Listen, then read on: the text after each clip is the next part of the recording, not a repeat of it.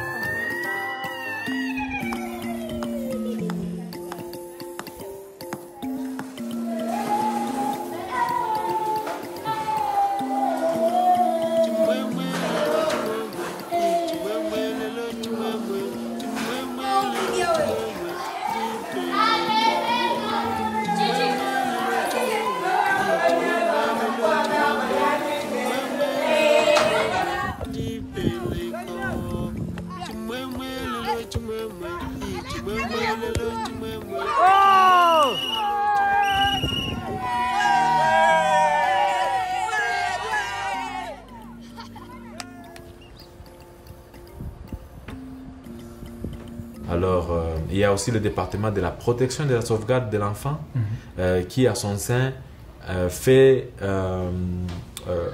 traite les cas des enfants. Les enfants qui ont des problèmes à la maison, qui ont des difficultés d'apprendre. Il y a aussi les enfants qui ont des problèmes psychiques, qui ont des traumatismes. Donc, ces cabinets-là de protection de l'enfant travaillent en partenariat avec les psychologues qui nous aident pour le counseling de ces enfants-là. Mais aussi, il y a, dans les mêmes départements, il y a aussi l'infirmière qui essaye de traiter les cas des premiers secours, donc les soins des premiers secours pour ces enfants-là. Et au cas où les cas sont difficiles, elle transfère, elle mène des transferts dans l'hôpital MMC où nous sommes abonnés. Jambo dada. Jambo sana. Habari? Nzuri. Jina lako ni nani? Maje de Kabuya Blandine. Blandine, unekala fazi gani? Ninekala Mumutoshi. Mumutoshi. Unekala wewe mwenyewe pale au unekala na banduku? Unekala na wazazi? Ndio. Wazazi wanafanya kazi gani? Wanatumika Wapi? Kariere. Kariere gani? Kariere. Masawa. Afu wewe unaanza kufanya kazi gani pale pa nyumba? Mimi nikaanza kuzoa wa produit. Ma produit. Ndio. Fazi gani? Mumutoshi. Mumutoshi. Ah. Sasa pa hii vazi unafika aje? Mi barni lokota. Kwa nani? Kwa Monsieur Vital. Monsieur Vital ndio ameleta hapa. Ndio. Okay. Alimileta na miambia sema mko mfanya nini? Toka tufunze. Mko mfunze? Ndio. Bani mnafunza hapa nini? Maths, français, Kiswahili, histoire, science. Mnafunza na mwalimu gani? Monsieur John, Madame Doris, Monsieur Thierry, Madame Liliane, Naif. Ah. Unasikia furaha hivi unakuwa unasoma hapa? Ndio. Sasa wakikwambia sema useme kwa neno moja kwa watu wale wanamieka hapa, bakubwa wa hapa, utasema nini? Tabapikia asante. Tabapikia asante? Ndio. Unakuwa na miaka ngapi? 12. 12. Kwa nini mko bangapi? 10. 10. Na wazazi 12. Na wazazi 12. Wale watu wengine wale waloko yako na wadada yako nabo banajifunza Hapana. Bo bafunze. Ndio. Jua nini bafunze? Mama shina na makuta. Jua mama shina na makuta. Ndio. Papa yeye naye shina na makuta. Ndio. Bote wade wana na makuta. Ndio. Okay.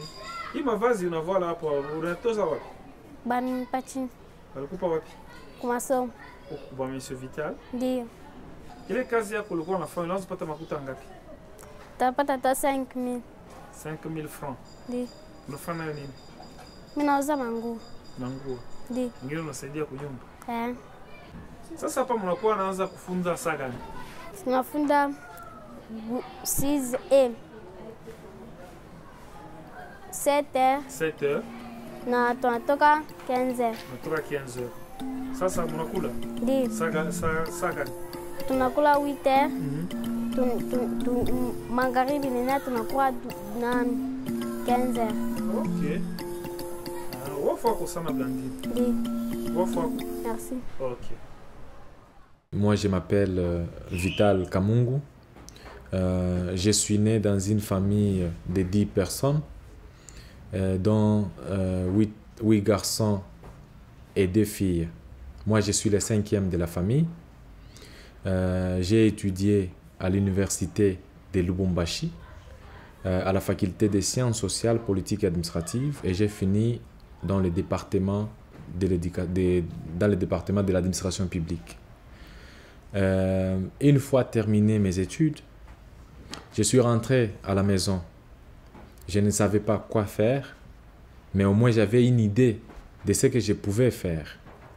J'avais une idée de devenir un grand entrepreneur, mais malheureusement, un jour, non, je dirais plutôt heureusement, un jour, j'ai dormi chez moi dans ma chambre et j'ai prié.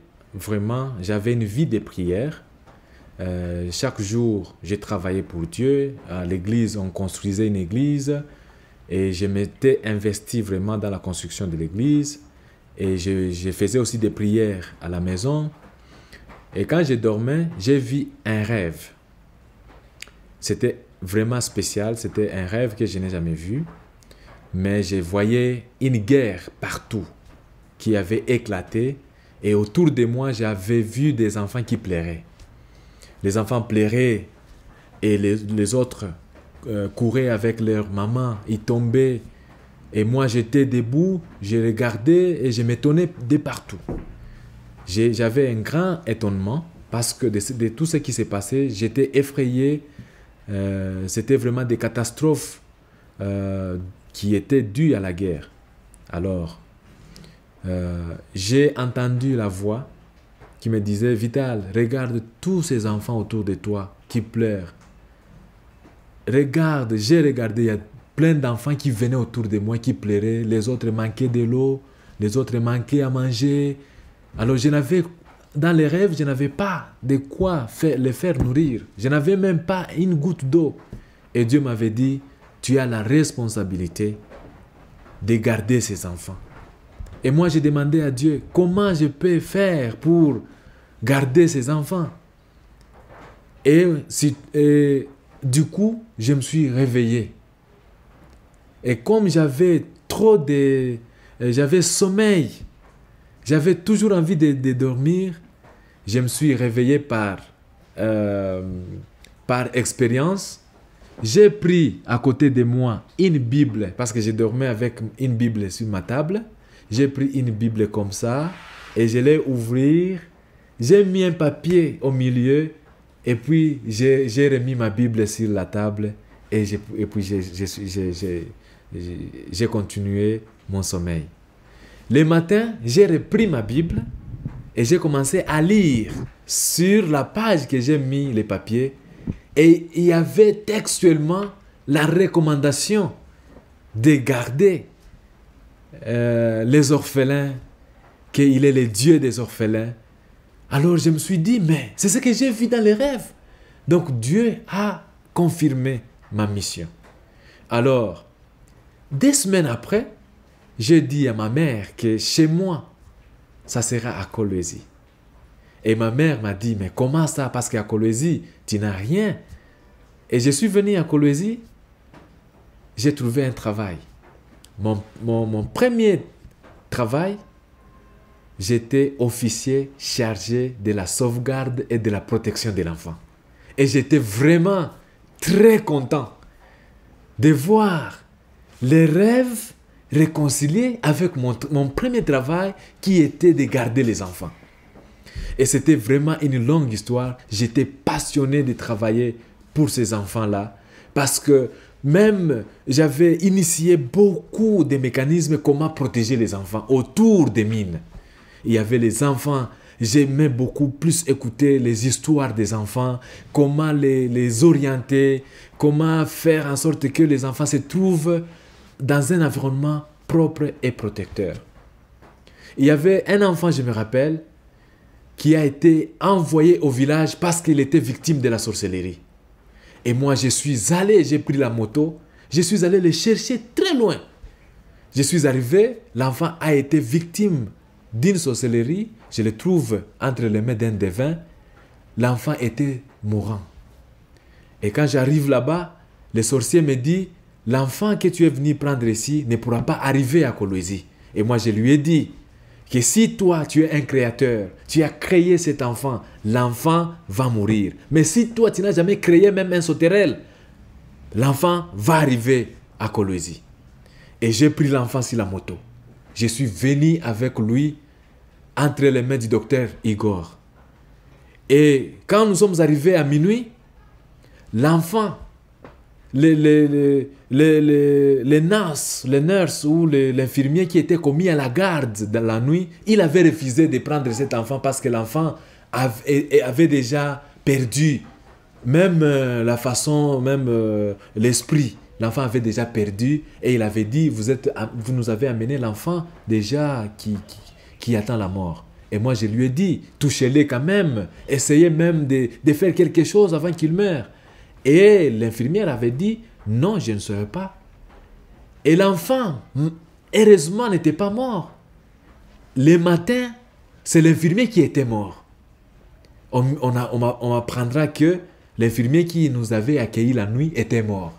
Et le docteur, quand il est arrivé le matin, il a pris en charge l'enfant. Et après une semaine, l'enfant a commencé à manger même. 2 semaines après, 1 mois après, l'enfant a repris la vie et même maintenant, c'est un jeune homme et il a même terminé les études. Donc pour moi, on a beaucoup de résultats. C'est une passion. Une année après, je quitte le poste de Child Protection and Safeguarding Officer. Je deviens manager du projet pour la protection de l'enfant. Je gère ce projet avec compassion, avec la passion. Une année après, je deviens manager du projet de renforcement des capacités dans toutes les communautés impactées par les projets miniers. Je leur enseigné les plaidoyers, je leur enseigné les droits humains, je leur enseigné la protection des enfants victimes des travaux forcés dans les mines. Je leur enseigné le développement communautaire. Et plusieurs villages, aujourd'hui, ils ont de bonnes œuvres parce qu'on a créé les puits d'eau pour eux, on a créé les écoles pour eux, on a créé beaucoup de choses et les communautés se sont épanouies. Et après 5 ans de gestion de ces projets de renforcement des capacités dans les villages impactés par les projets miniers, je deviens manager des programmes à l'ONG Steel iRise RDC. Jusqu'à maintenant, je continue ma mission, je continue ma route d'encadrer, d'orienter, de protéger les enfants victimes de violences et abus dans les sites miniers à travers les actions de notre organisation Steel iRise RDC. Merci beaucoup.